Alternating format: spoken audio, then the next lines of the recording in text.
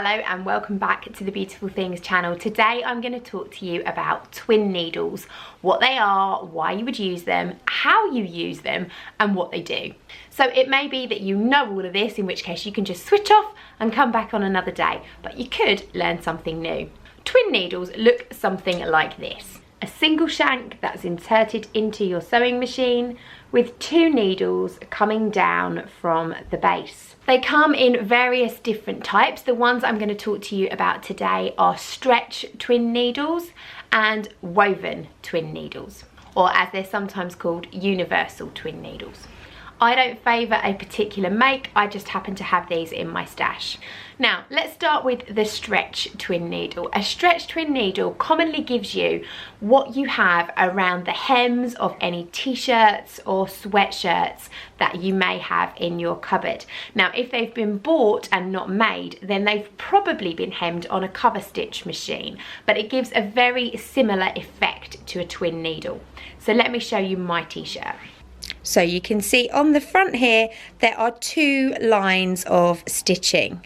And on the back, it gives you almost an overlocked effect. Now the joys of this overlocking is that the fabric can stretch, it's going to move, and it's not going to pop these straight stitches.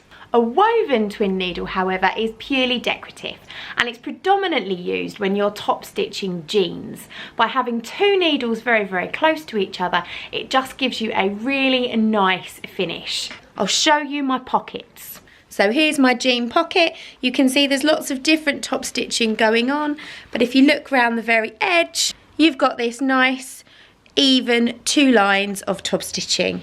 Now this has been done in a factory because it doesn't have the zigzaggy look on the back. So that's what a twin needle is.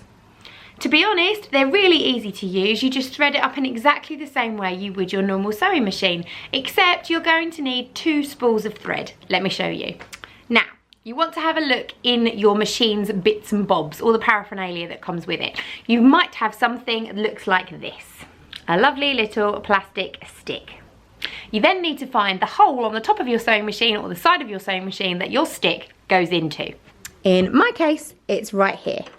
There's a little square hole that my stick goes into. Now, just so that you can see what I'm doing, I'm going to use two different colours of thread to thread my machine, although usually you would use the same colour. So I've got pink on one side, blue on the other, and what I'm going to do is take both strands of thread. I'm going to take both strands around the same tracks that I would normally thread my sewing machine, coming down, round my take-up lever and down, and then I want to make sure that my threads haven't twisted, so I want to make sure that my pink one is on the right and my blue one is on the left. I'm going to insert the needle in exactly the same way you would a regular sewing needle, placing the flat back towards the back and tightening your needle screw. And then you've simply got to thread the needles, the right hand one with the right hand thread and the left hand one with your left hand thread. You will have to do this manually if you've got a needle threader on your sewing machine though, because your needle threader won't work with a twin needle. When it comes to drawing your thread up, simply hold both of your threads and draw your thread up in exactly the way you normally would. You just treat those two top threads as if they were one. When it comes to lining your threads up, if you have got a lever on the right hand side of your needle, at the top here, you can take the right hand thread through the right hand hook. It's really fiddly. You've got your right hand thread running through the right hand hook and your left hand thread through the left hand hook. I'll see if I can zoom you in. You can just about see I've got a little hook here on the right and a little hook here on the left. That's just going to keep your two threads coming down separately. So now we're ready to sew. Let's see how this works.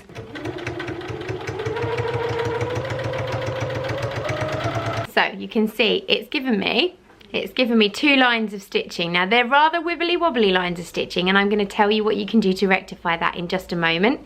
And on the back we've got this zigzaggy effect. Obviously you would have this in one colour. You'd make sure that the colours on your thread were all the same. I've just done it to show you the difference in the stitching. I tend to get a slightly better finish if I lengthen my stitch length to 3. You can see that looks a little neater than my previous efforts. Twin needle stitching is hit and miss, if I'm honest. It's something that I don't tend to do very often. I will do it on a stretchy garment if I want my hem to look really nice, but to be fair, it's not great. I invested in a cover stitch machine because I wanted my hems to look even neater, but do you know what? I hardly ever used it. I don't think personally you can just beat a good old zigzag stitch on a jersey garment. And if you're doing twin needle stitching on a woven, it's really only necessary on jeans to give it that extra finish. Otherwise, there's nothing wrong with just a nice neat line of plain stitching. So twin needles have their use. You'll either get on with them or you won't. Every machine is different. The best thing you can do is thread one up, have a little practice and see how you get on. If you've got any top tips for using a twin needle, then please feel free to post them in the comments below. And if I find some good ones, I might do an updated video at some point. Thank you for watching. See you again soon. Bye.